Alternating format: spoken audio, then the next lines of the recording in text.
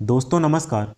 पिनवास official में आपका स्वागत है। यूपीपीएससी मेंस 2023 में ओशियानिक रिसोर्सेज के बारे में पूछा गया था।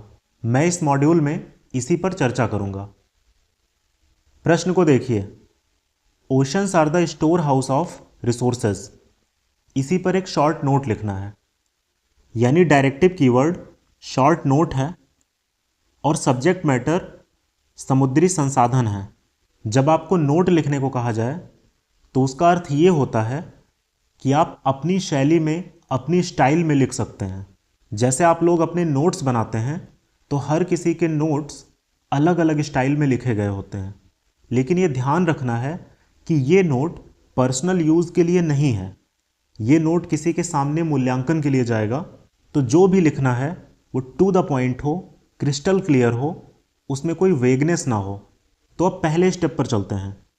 सबसे पहले आप ओशन के बारे में बता सकते हैं कि वो जल मंडल का भाग है और धरती के लगभग 71% को कवर करता है।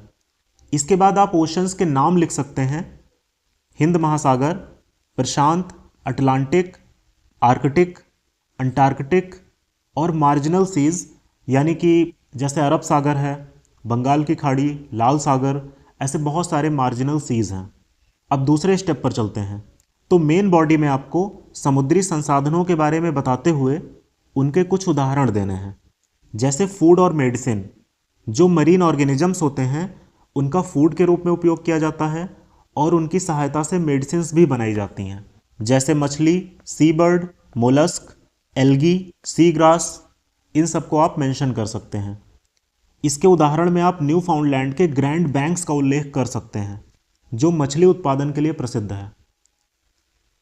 इसके बाद खनिजों का उल्लेख कर सकते हैं, जैसे नमक है, रेत और बजड़ी है, लाइमस्टोन और जिप्सम है।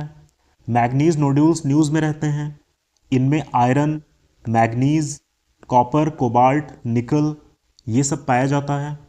फास्फोराइट्स का उल्लेख कर सकते हैं, प्लेसर डिपॉजिट्स हैं। इसके उदाहरण में क्लैरियन क्लिपर्टन जोन का उल्लेख किया जा सकता है, जो मैंगनीज नोड्यूल्स के लिए प्रसिद्ध है। उसके बाद एनर्जी के बारे में बताइए, जैसे तरंग ऊर्जा, ज्वारीय ऊर्जा, पवन ऊर्जा, ऊष्मीय ऊर्जा, बायोमास, ऑस्मोटिक एनर्जी जो सैलिनिटी में डिफरेंस के कारण पैदा होती है, तेल और प्राकृतिक गैस और मीथेन हाइड्रेट्स। इसके उदाहरण में आप मुंबई हाई का उल्लेख कर सकते हैं, जहां से तेल और प्राकृतिक गैस का उत्पादन होता है। उसके बाद जल संसाधन के बारे में लिखिए।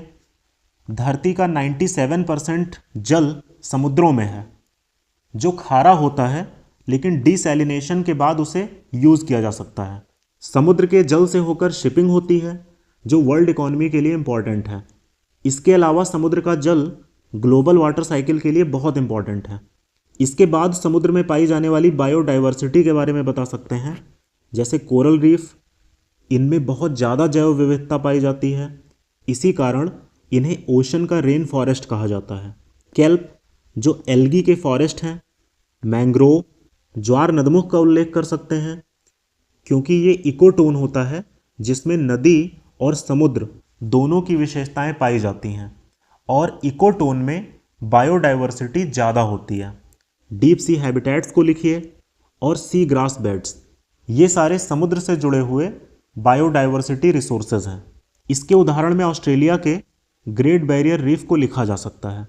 इसके बाद टूरिज्म और रिक्रिएशन है, उदाहरण में गोवा, मालदीव, बहामास, ऐसे बहुत सारे स्थान हैं जिनका उल्लेख किया जा सकता है। समुद्र अनुसंधान के अवसर भी उपलब्ध कराते हैं और एक प्राकृतिक सुरक्षा भी देते हैं। इसके बाद वर्ल्ड का मैप बनाकर कुछ समुद्री संसाधनों को दर्शाया जा सकता है, जैसे ग्रैंड बैंक्स को दिखा दीजिए, सारगैसो सी को दिखा दीजिए जो शैवालों के लिए प्रसिद्ध है, क्लैरियन क्लिपर्टन जोन को दिखा दीजिए जो मैग्नीज नोड्यूल्स के लिए प्रसिद्ध है, मुंबई हाई तेल और प्राकृतिक गैस के लिए, great barrier reef, Maldives tourism के लिए प्रसिद्ध है। अब तीसरे स्टेप पर चलते हैं। इस उत्तर को कंक्लूड करते हुए आप लिख सकते हैं कि समुद्री संसाधनों का विकास के लिए उपयोग किया जाना चाहिए, लेकिन उनका संरक्षण भी आवश्यक है, जिससे वो फ्यूचर जनरेशन्स के लिए बचे रहें। साथ में SDG 14 को भी लिखिए, जो लाइफ बिलो वाटर है, और समुद्री संसाधनों के सस्टेनेबल यूज़ को प्रमोट करता है। इसी के साथ चौथा मॉड्यूल समाप्त हुआ। धन्यवाद।